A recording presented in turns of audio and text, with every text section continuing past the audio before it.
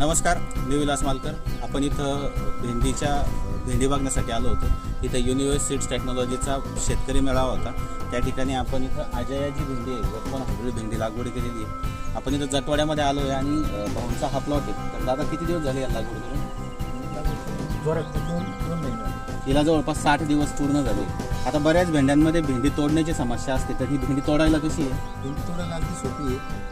Okay, अगदी तोडायला एकदम सोपी. जर आपण भेंडी पाहिलं तर लगेच तुटती आहे. त्याच्यानंतर सगळ्यात महत्त्वाची गोष्ट की पूर्ण जर आपण भेंडी पाहिली तर या पूर्ण भेंडीला जवळपास 4-4, 5-5 फुटे प्रत्येक भेंडीला दिसत आहेत. असं नाही की एकाच झाडाला फुटो आहे. आणि जर आपण पाहिलं तर पूर्णपणे जवळपास धुवायचे किती तोडे झाले?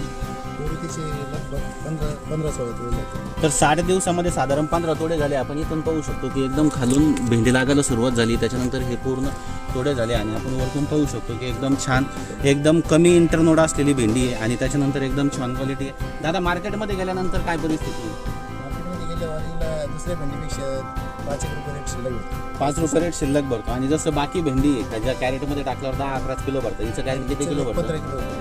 वेटही चांगलं आहे.